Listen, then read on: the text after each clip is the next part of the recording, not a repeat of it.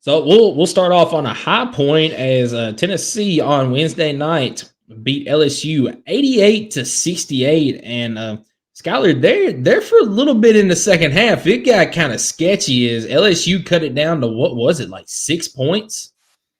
Yeah, I think so. After being in the lead by like 22, yeah, it was. It was up to 26 at one point. That was Tennessee's largest lead in the game. So I do have a thought on that.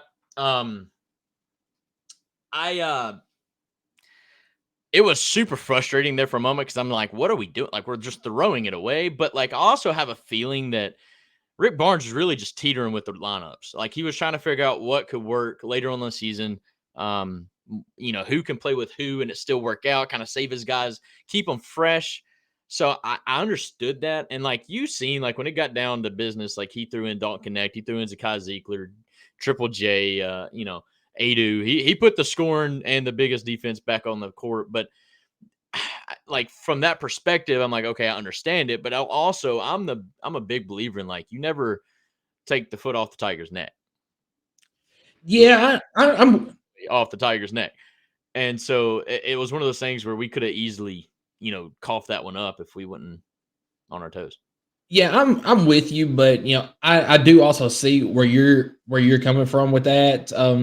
But as a coach, you've also got to play that fine line right there where you want to make sure that you have guys that you can trust when you get down to the nitty gritty of the tournament time. So I do think that you could have kept some of those starters, some of your main guys out there while getting some of these other guys some playing time just to see what works. But there's it's a fine line that you gotta teeter on right there to figure that out. And Rick Barnes is a good coach, and I think he did a good job of trying to have the good mix going on there. And when push came to shove, he got his guys back in there, and you see Tennessee came out with a 20-point victory. No, absolutely. And real quickly, want to say shout out Jade and Jeremy for sharing the show. We really do appreciate you guys. But no, Vols got the big win there. Was there a surprise like standout for you on the team? Like, was there somebody that kind of took over that you were like, wow, he had a really good game? Or I know we mentioned Cameron Carr. He got a lot of minutes in this game. We kind of think we really believe that this kid's going to be something special kind of in the future. But just kind of overall, your thoughts on it? Was it just kind of, it really seemed like in the moment, it was just another day at the office for the Tennessee Vols. Well, the first half was something special, man. I mean, Tennessee just could not miss in that first half. Shot like I think it was 65% from the field in the first half. They were 9 of 13 from the 3-point line at halftime. And Jordan Gainey, man, had himself a game. That was my answer. Yeah, he had 18 points. He was 6 of 9 from the field, 3 of 6 from the 3-point line, as well as going 3 of 3 from the foul line. And it was one of those games where Vescovy didn't play very much. He only had 2 points, but when you've got a guy that's got the hot hand like Jordan Gainey did, man, you stick with that hot hand. Yeah, absolutely. Jordan Gainey was he had a big basket that game. And Cameron Carr, I mentioned him because he really it's funny. He pulls up like he's super confident in his shot, but honestly, he couldn't find the basket. And it almost looked like he was forcing it. I think that's why Rick Barnes pulled him out. But Jamal Meshack didn't really attribute too much off the bench, but I do feel like he's one of our best defenders on this team. Oh, absolutely. No doubt.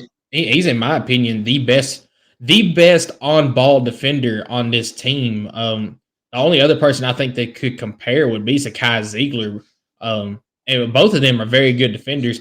I firmly believe that if you took the starting 5 for Tennessee, at least 4 of those would make the all defensive team for the entire NCAA.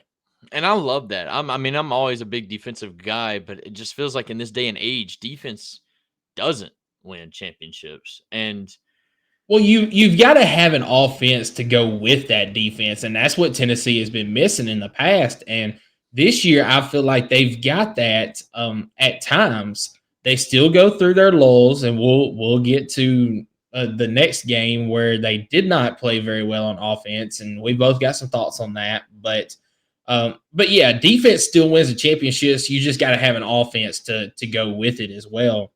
Um, One stat that stands out to me that normally, if I was to just read this stat out to you, tell me what you think would happen. LSU 40 rebounds, Tennessee 26, That would mean to me LSU's getting a bunch of second chance points. which means LSU probably wins the game, correct? Yeah. Or keeps it close. And I think that had a lot to do with how they made a run back. I mean, we lost the intensity. They were shooting, and if they'd miss, I mean, but now that's been an issue the last several games, actually. I don't know the exact numbers. We'll get to it in the next game. But just watching the game, it does feel like we're not going after rebounds the way we should. Yeah, I agree with you on that because and that's going to come back to hurt down the stretch here if Tennessee cannot fix that. But But to what um what counteracts that rebound 40-26, if you look, we only had 7 turnovers to LSU's 16. yep, We shot 45.8% from the arc to LSU's 24. And then we also shot 55 from the field to LSU's 41.